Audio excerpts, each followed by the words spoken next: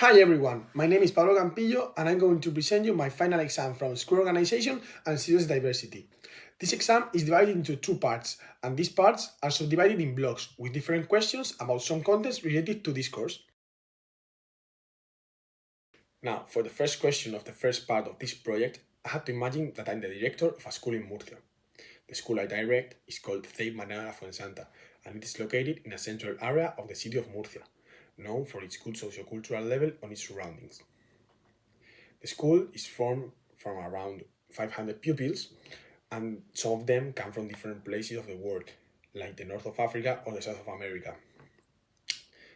Also, around the 10% of our students have special educational needs and disabilities.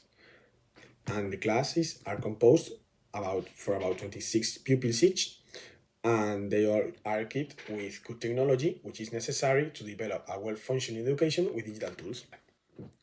Now, what I had to do was to explore some measures to respond to diversity and to the use of technologies in the classroom. I had done this with the help of the AI, and I had to select the most interesting measures in relation to the needs of my school.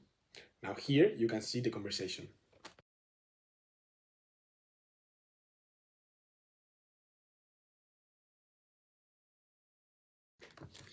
Now, the ideas I selected from the AI proposal were the third, the sixth, the ninth, the 10th, and the fourth. And now I'm going to reflect in a deeper way for each one of them. Creating a digital education charter with families is a really good idea because it promotes the democratic participation of the families in the decision making of the learning. It is supported by local regulations such as the Decree 209/2022 and can be included in the digital plan and the diversity plan. This measure involves families, teachers, and school management, and it improves trust and collaboration between home and school. Secondly, organizing digital literacy workshops is very suitable for our school, as not all families have the same digital competencies despite the good educational level. It is supported by national and regional laws that promote the digital inclusion, such as the LOBLOE or the Digital Agenda of the Region of Murcia 2022-2027. These workshops will involve families, teachers, and also an ICT coordinator, and this will improve the coordination and cooperation between them and supporting the more equal accessibility to the digital learning. For the third practice selected, the development of some projects that highlight the different students' backgrounds will help them to share their local culture. This is very appropriate for our multicultural school, as identity and respect to other cultures is supported. This measure is assisted by LOMLOE and the Decree 209/2022 from the region of Murcia that promote the intercultural and inclusive education. It involves pupils, teachers, and in some cases families to explain some typical traditions of the different places of the world. It will improve peer relations, the school and home collaboration, and the feeling of belonging to school. In fourth place, the personalized support plans are very necessary for our school, as the 10% of our students present special educational needs and disabilities. This measure is supported by some laws related to the diversity and inclusion of different students, like I mentioned before, LOMLOE, the decree, and it uses tools as ATHI or PI. It involves teachers, support staff, families, and obviously the students, as it improves the student support and the cooperation between the families and educational team. Lastly, celebrating the week Future Ready Routine Values is great for our school as it coincides with the school innovation and supports the diverse cultural backgrounds of our students. This challenges the tendency to treat technology as neutral, encouraging the reflection to the kind of future that we are creating collaboratively. It is supported by national and regional laws, as I said before, like LOMLOE and the decree, and it would involve the entire educational community, like students, teachers, and families. It will strengthen the collaboration between different school levels, increase the family engagement, and reinforce the shared values of the school's vision of the future.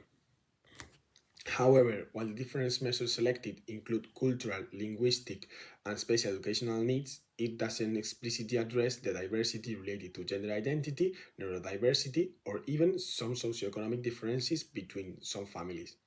Although this area is socioculturally strong, some families may still face some financial or time-related barriers for participation, which these measures didn't consider. Also, the proposals assume that most families are engaged with the school, which cannot always be the case. Also, most of the ideas are focused on the school and family and the teacher and student relationships, but less attention is given to the relations between the students themselves and especially across the different learning profiles.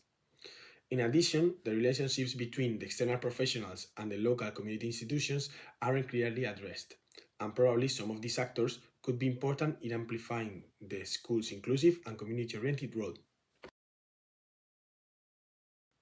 Now, changing to the block 2 of the first part of this project, I selected the first question to answer. For this, I created 5 points to improve the timetable for the organization of the school, and I'm going to present them in an infographic that you can see now. Now here you can observe the 5 improvements for St. Mariano de la Fuensanta. Now I'm going to talk a little bit about each one of them. In first place, I will introduce a no-screen day in early childhood to give the youngest learners time to explore, play, and connect without digital tools, supporting a healthy development. In second place, we will reserve a weekly co-planning time for teachers to allow them to design inclusive projects that reflect our students' cultural backgrounds and learning needs. Then in third place, we will create some family dialogue spaces where families will be sure that they feel heard and involved in school life. In fourth place, we will include a digital literacy hour every 2 weeks for families and teachers to learn about safe and critical technology use, which will reduce digital gaps and supports equity.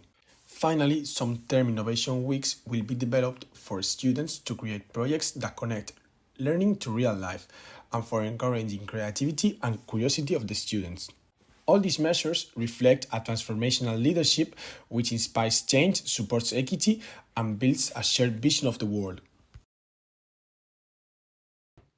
Now, to finish this first part of the project, I'm going to answer to the block 3 to the question number 1 that talks about the students which have some intellectual disabilities, and for me the most important element of the diversity care plan would be the specific measures such as the significant curricular adaptations and support programs within the classroom. These adaptations should be based on psychopedagogical assessment and aim to help the students to reach his or her full potential, as stated in the Article 4 of the Order of 2010.